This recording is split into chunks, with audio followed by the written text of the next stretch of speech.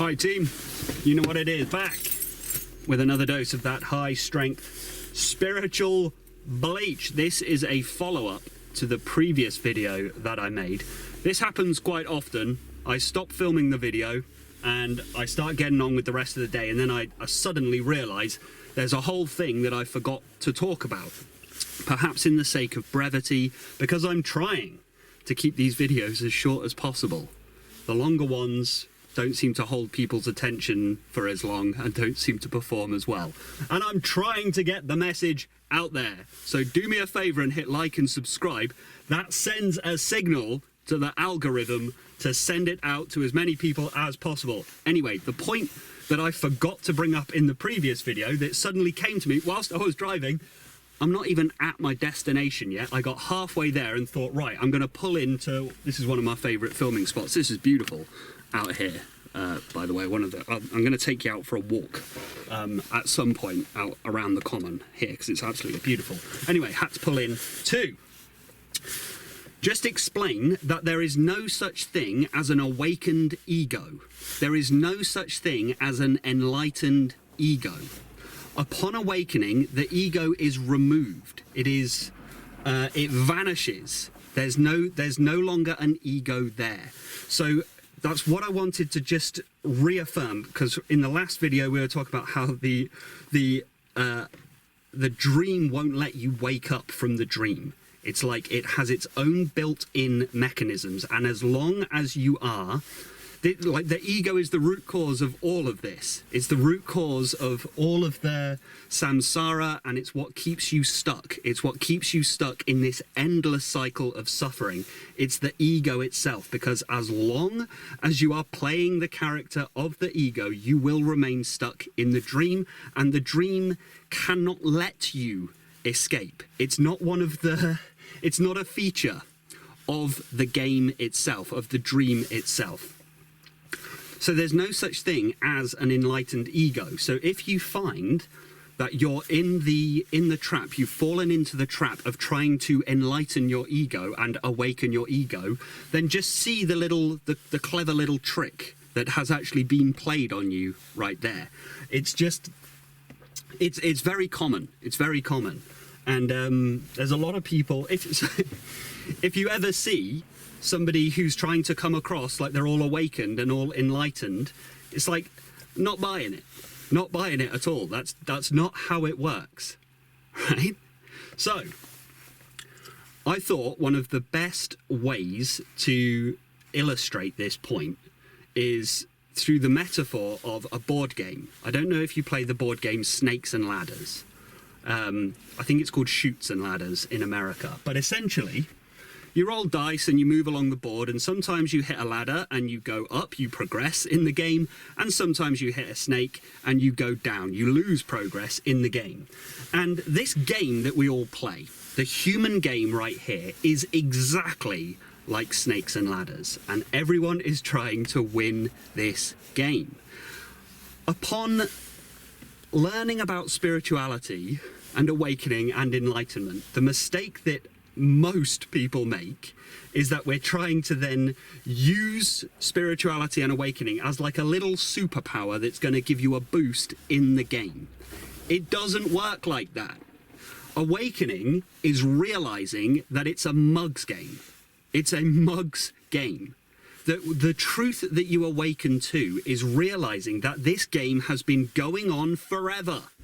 Forever. It's an endless cycle.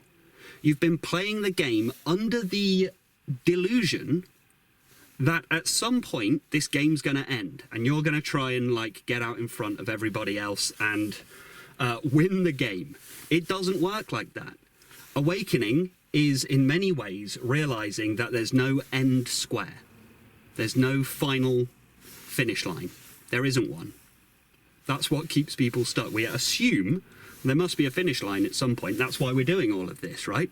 There must be some sort of far off, distant kind of end game scenario, winning scenario that's going to be coming up at some point, right? That is one of the core delusions that keeps people stuck, that keeps people continually rolling the dice. Let's have another go. Roll the dice again, roll the dice again, roll the dice again. This game's got to end at some point, and I think I'm doing pretty well.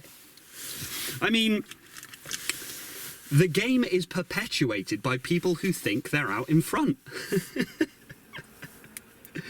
Because they're invested in continuing the game. They need everybody to play the game because they think they're winning. So this is the agents. You know Agent Smith in The Matrix? The saddest thing about the whole thing is that there are no agents. The agents are actually the other people that are committed to keeping everyone stuck in this closed loop. Why? Because they're playing the game and they think they're doing pretty well, and perhaps they're even enjoying the game, right? So they don't want the game to end.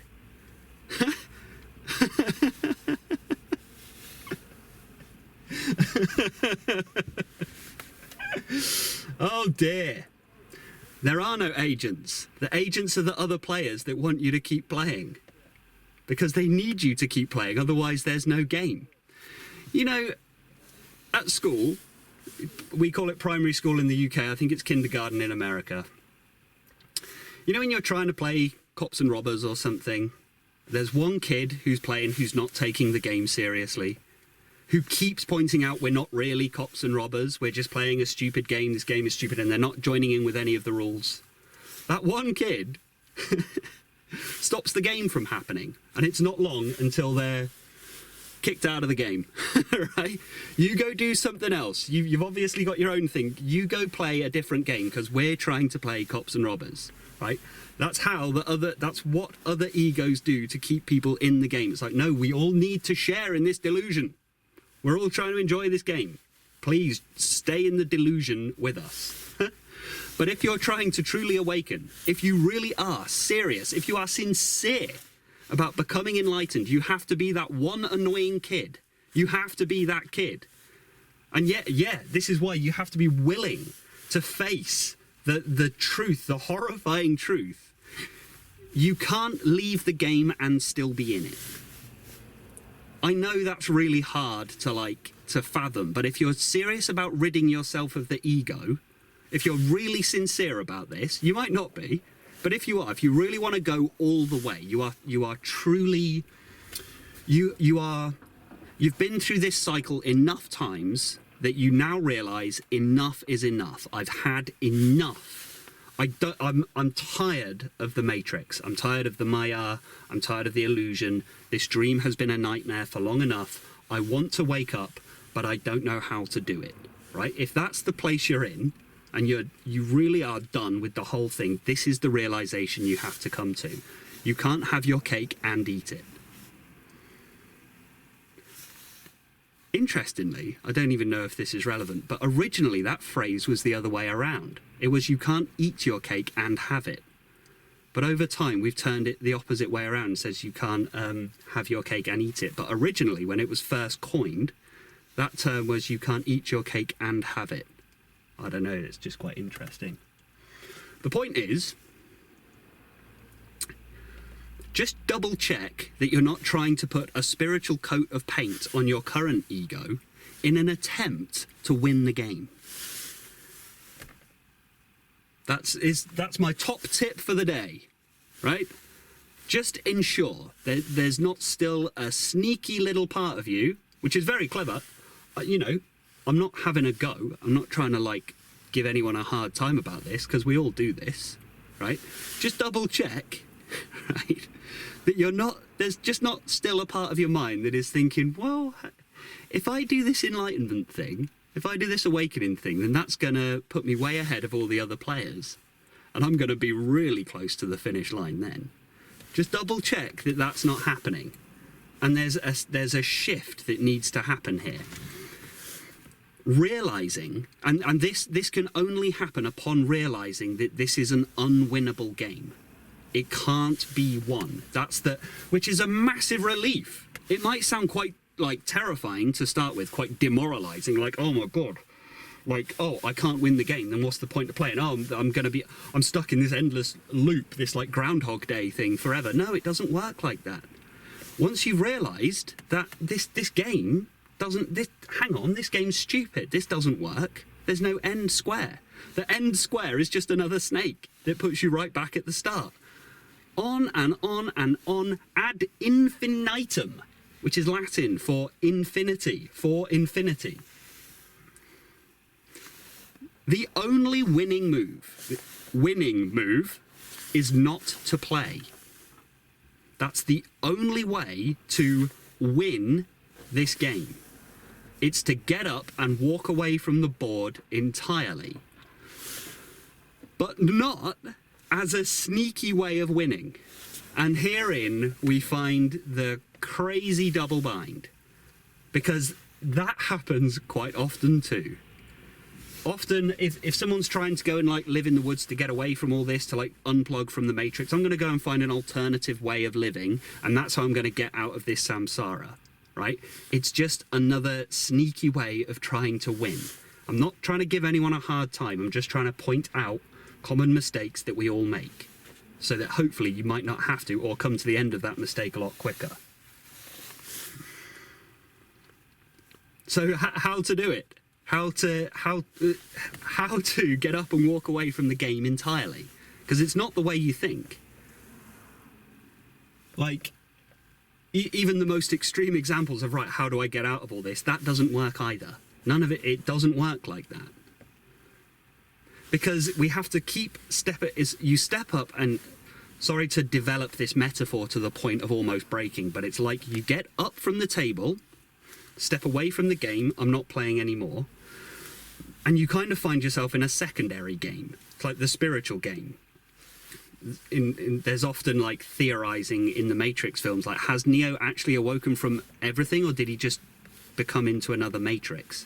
And he kind of did, because he still thinks he's Neo. He still thinks he's the character, right? You find yourself in a kind of secondary like game where you think, oh good, that's a relief, I'm out of samsara. I found myself. What a relief, I found a way to get up and away from the game. But then after a while, it's like, hang on, is this just another game? We have to keep going back and keep going back and keep going back. Oh, I see. There was no game. Ah, right. There's no game, there's no players, there's no secondary game, it's just nothing. Nothing. There never was anything, there's nothing right now, and there's not going to be anything. Form is emptiness, and emptiness is form. I'm not buying it. That's the way to wake up forever, to really do this, is, yeah, I can see stuff, I'm not buying it. I'm not going to get drawn into this game.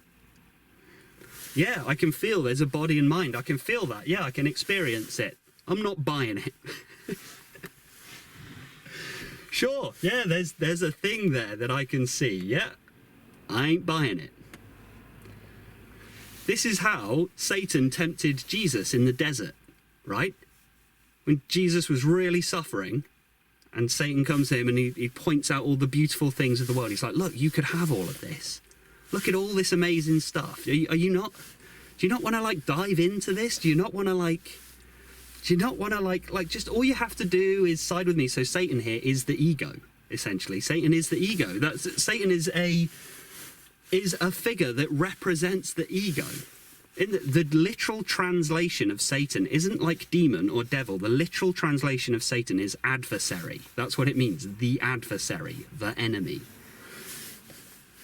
Satan represents the ego. And he's saying to Jesus, who is, Christ means the anointed one, right? The chosen one, the anointed one, the one who is destined to wake up, right? You've got the ego pointing to the whole world saying, come on, join in, roll the dice, right? You could win this because you're Jesus. Like, you've got all these like divine supernatural powers. You could rule this world.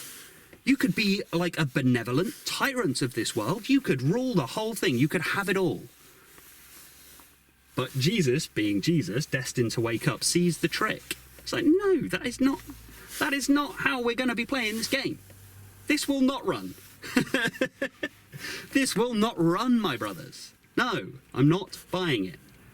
And refuse, that's the key, is refuse to play. Which doesn't mean don't join in, because don't join in with like, I'm tripping over my own metaphor here. It doesn't, to say I refuse to play is not to physically disengage. It doesn't quite work like that. It's more about seeing through the illusion. The ego itself ultimately is a belief. It's a belief, and that's the thing that has to be overturned and eradicated. The ego is a belief. What is the egoic belief? The egoic belief, which is the root cause of all of this, all of your troubles, all of your suffering and all the suffering on earth, is the belief that you are this one single temporary finite character with your name and your job and your family and your history and your future and all of that. And the belief is that that's all you are. That's it. You are just this you are one life on the board, right? You know, in board games, you have several lives. Maybe you got 3 lives to get to the end or something. You believe you are just the one life, the one thing, right? That's the belief that needs to be overturned. Examine that belief. Are you sure that's what you are? And realize what's happened here is that you, infinite universal consciousness, has gotten so invested in that one character playing that one game that you forgot what you actually are, which is infinite, universal, was here before the character, during the character, and will be here after. And upon that realization, that is what will liberate you from the game. That's why it's a surrender. Yeah, because all of this seems to continue, right? It just continues, but you start to walk by faith rather than by sight, meaning you surrender to just, oh, I can see the reality now. I can see the reality of the situation clearly, and that's it. Therein, because that's where the ego vanishes. It has to. It has to. Because the core, the fundamental thing that keeps the ego playing the game is that belief. The belief, this is all I am. We might, as an intermediary step, say, well, I am the infinite universal consciousness and I can observe this character and I'm still somewhat invested in how this character does in the game. Whatever, that's fine. But the more you can stay as just the pure infinite consciousness, and remember, experience needs consciousness in order to exist, but consciousness does not need experience in order to exist. And you are the consciousness. The more you remain as pure consciousness, the more this experience drops into the background, and you are returned to the infinitely blissful, unmanifest state, regardless of what happens to the individual character. The only way to win the game is not to play. That's everything I got for you today, team. Thank you so much for listening to me. Don't forget to hit like and subscribe on the way out. And channel memberships are available. You can join by whacking one of the buttons at the bottom there. If you're serious about awakening, you have got to do some Advaita meditations, and tons of those are available on my channel memberships. I'm aware of the irony of me doing these videos and saying join the channel membership, like and subscribe and everything, because that's clearly this character, the Corin Bryant character, the Corin Bryant body and mind, still playing the game. Oh well. That's everything I have for you today, too. Take care, be well, and stay present.